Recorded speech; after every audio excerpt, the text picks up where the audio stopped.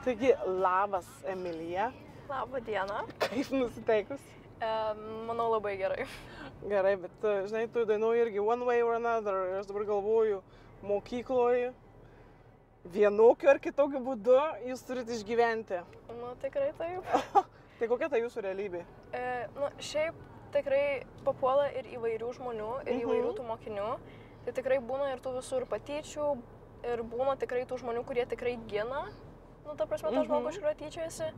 Bet šiaip kažko tokio, kai ten muštynės, kol kas per tos 9 metus, kiek aš baigiau mokyklos, tikrai dar šiaip netekę matyti nieko tokio.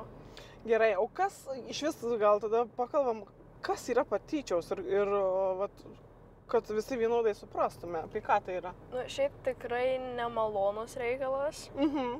Na ir šiaip, nu, nežinau.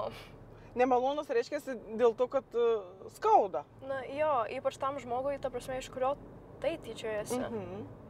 O ar galėtum dabar taip pagalvoti ir pasakyti, ar patyčių kultūra mokyklose vis dar yra, kaip čia, aktuali ir ant bangos?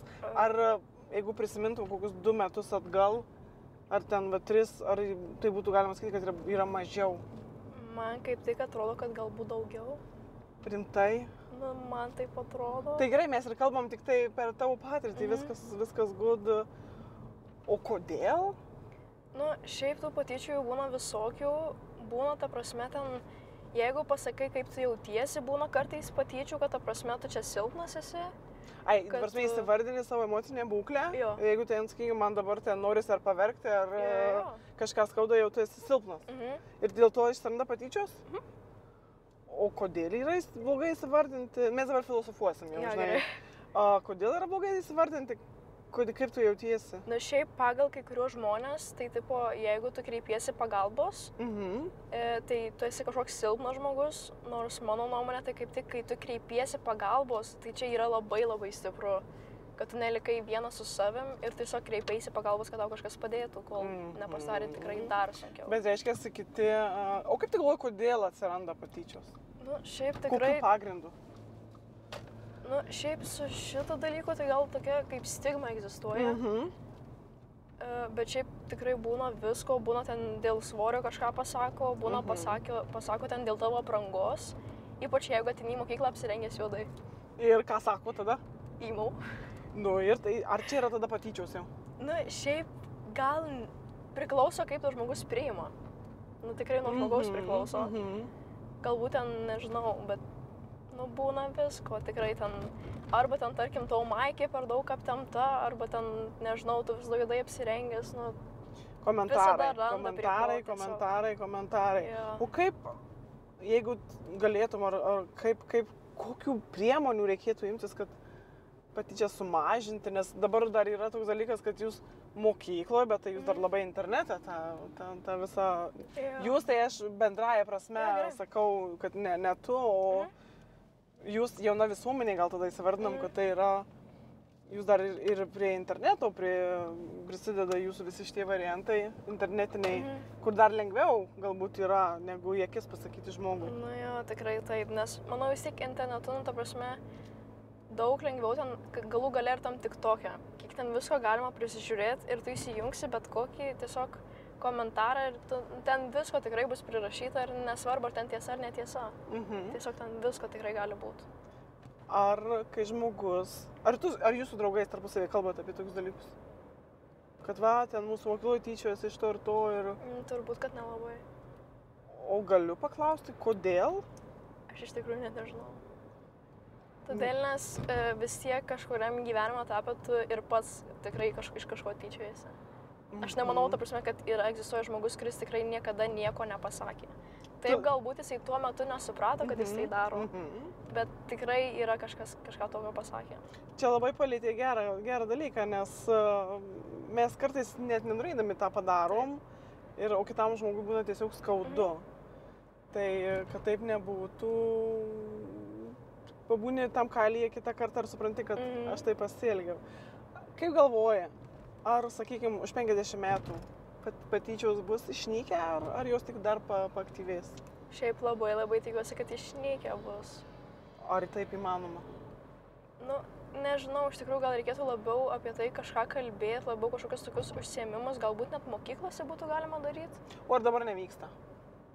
Nepasakyčiau, nepasakyčiau, kad užtektinai. Man atrodo, šiaip kiekvienoje mokykloje, kiek žinau, tai yra net ir ta patyčių dėžutė, bet šiaip... Ar jie kažkas naudojasi? Nemačius dar. Man kažkodėl atrodo, kad tokia tuščia stovi. Nebent kažkam tikrai kažkas tokio negerai, bet...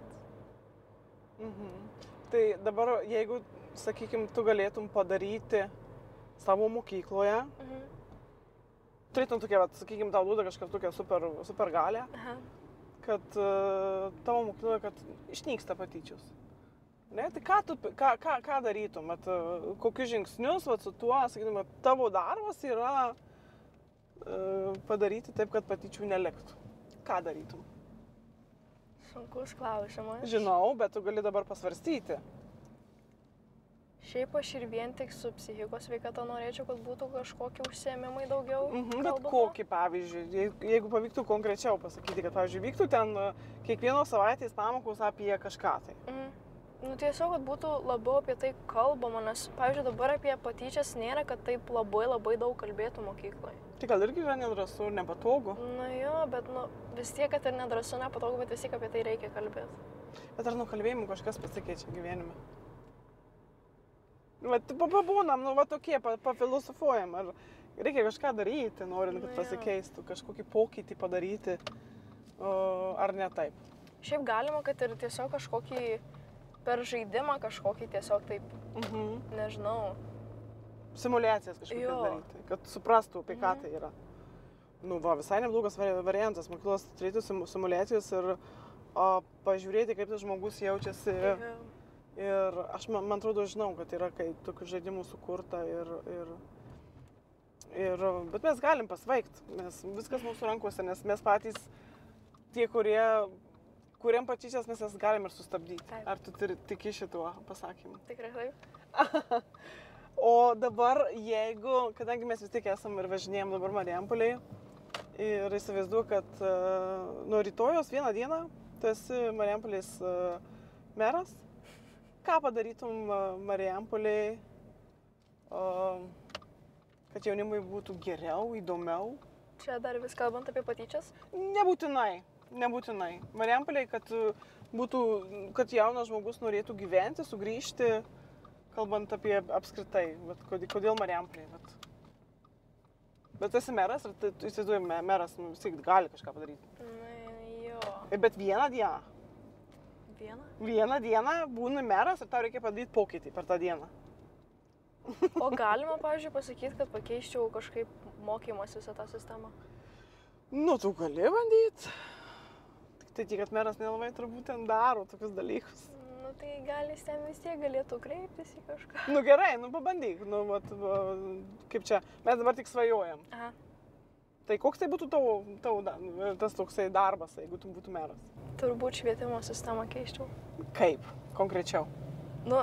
Nežinau tiksliai, bet tiesiog tų pamokų labai daug, to streso labai daug. Ir man atrodo, paskui iš šito galbūt viso ir ateina tos visos problemos. Tai kažkaip mažint galbūt tą krūvį. Arba vienas, kad būtų dalykas, tai mokykloje dirbam, bet grįžtam namo, tada nebūtų namų darbų.